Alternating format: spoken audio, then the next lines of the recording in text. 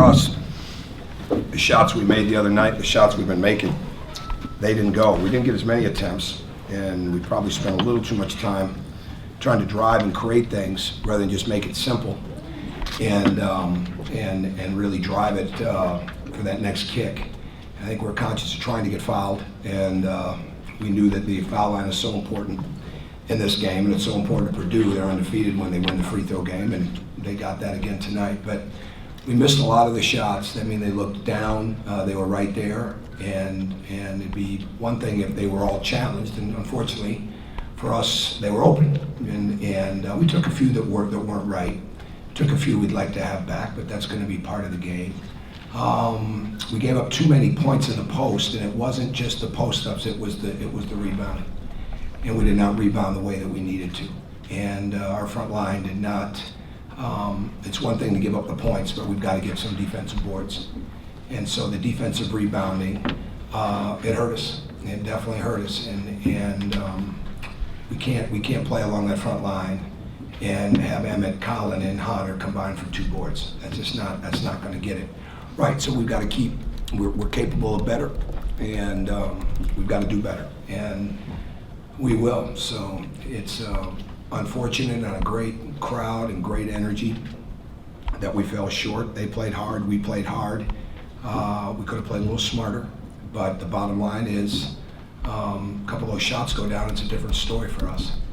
And at the end of the game, when it was a 2-point game, we wanted to come and push and get into a pick and roll, and we should have done a better job of waiting for the screen and then making recognition. And again, it's not about the 2 or the 3, because we wanted to push, and then if it wasn't there, we'd have time for a timeout. And but we got to let the screen get there, and then let the I think it was James at that point get to the corner, so it creates the space. And our theory is usually in that kind of situation, in a break play like that, just get the spots and get that screen in the middle of the floor. We were having good success with the screen in the middle of the floor, but it didn't get there. We shot it a little quick, and then we didn't get the board. So, but that's part of it. You know, we want to play with freedom. That's part of it. So, go ahead. Yeah.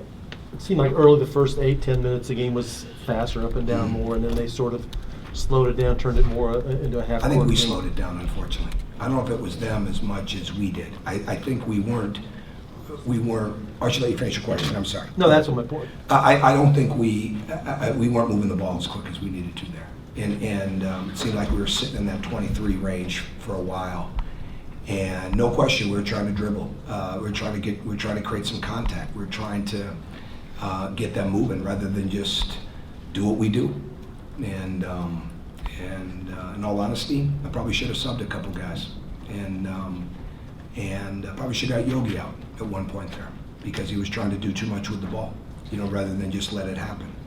But we figured it out, and we usually do, and just when we complicate our own matters, and that's what we don't need to do. You know, when we're playing a simple game of drive, kick, play to the corners, cut, move, we're pretty good, you know, and when we don't do that, we make it harder, and you have to move them. They're big and long, and they play good help defense, and they're always protecting the big guys. They know we want to attack them, but you've got to attack them off movement, not off, you know, 1 or 2 passes. And in the first half, our big problem, we were 111 from without using the paint, and that's a recipe that's not good for us.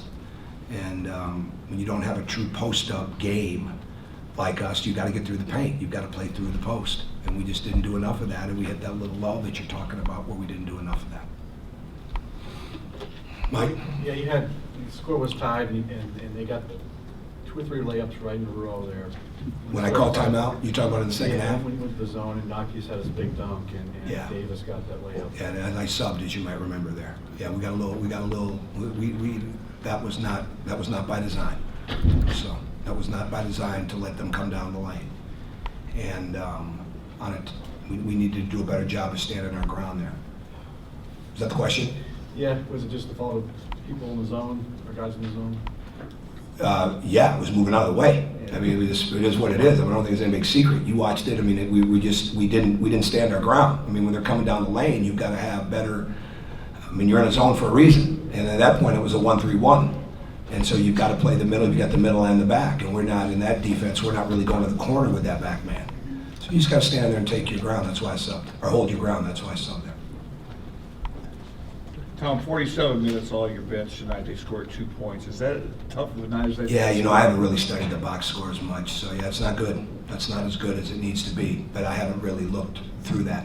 I'm a little more concerned about the rebounding, because I think we missed open shots, but that we've got to get better rebounding out of our front line. And again, when you're dealing with the front line the way you are with them, you've got to do a better job of limiting to one shot. That's why when we've had success, we've out-rebounded people, we've held them to one shot for the most part, and then we get some offensive boards. So I'll go through the box score later and as we watch the film and see how that shapes up. But that's my initial thoughts on it.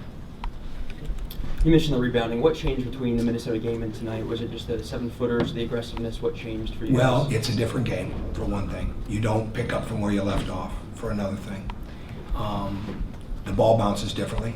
That's another part of it.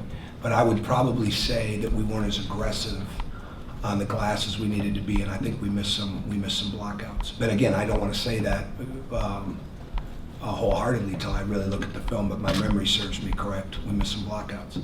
But it's hard. You got to get, and when you're dealing with big guys and they're really doing a good job of focusing, and when we guarded the three, you think you hold a team to 2 of 18 from the three, you're going to probably have a pretty good chance to win the game. But we didn't do a good enough job of limiting them. And when you're in position, you've got to get everybody into the glass. So without seeing the film, I would say that would be, in answer to your question, every game is different, but I would say we probably weren't around the rim as much as we needed to be when the shot went up. I realize he missed a month and he's probably only been back for about a week and a half, but Hunter, I mean, how do you sort of get him to sustain that first 8-10 minutes where he came out and really looked like he's playing with confidence? Well, what's sort of the next step for him there?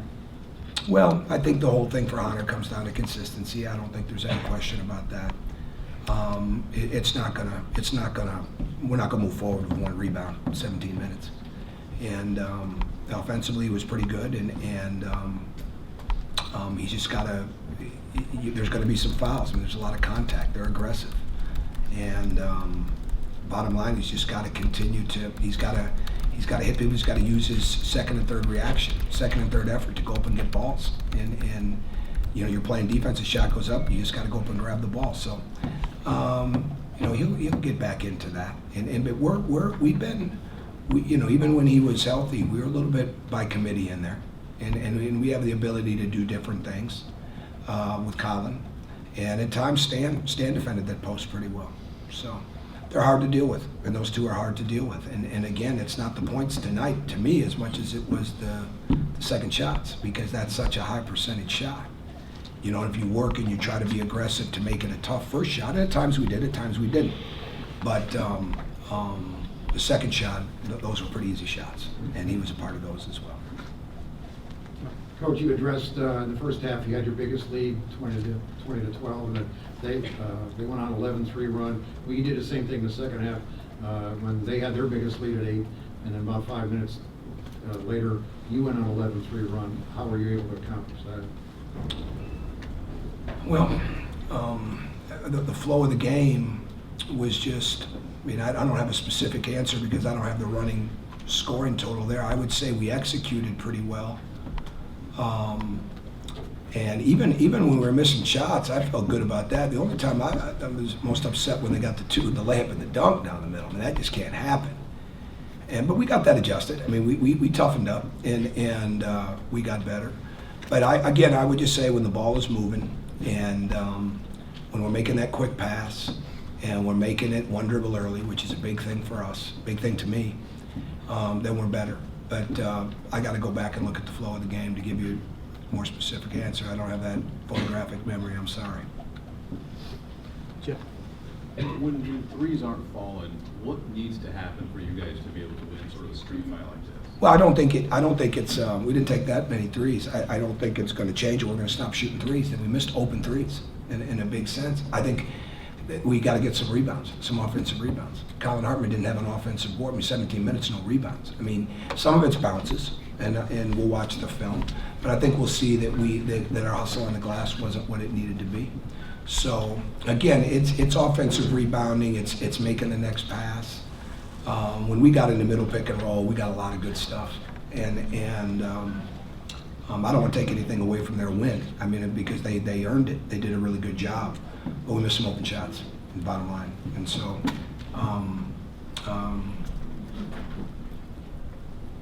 we come out of a timeout and we're running an action. We slip the screen. Robert's got to drive right to the lane. He tries to throw it back to Troy.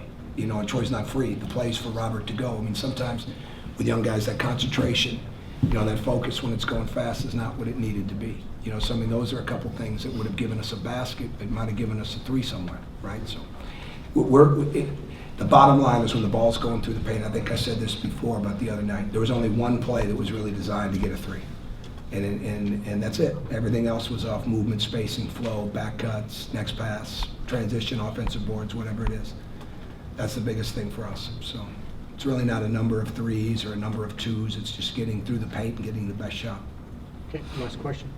Coach, the last 3 minutes, one guy took all your shots. Was that by design, or was No, that just the way it happened? no, I think it's probably just the way it happened. Okay, thanks.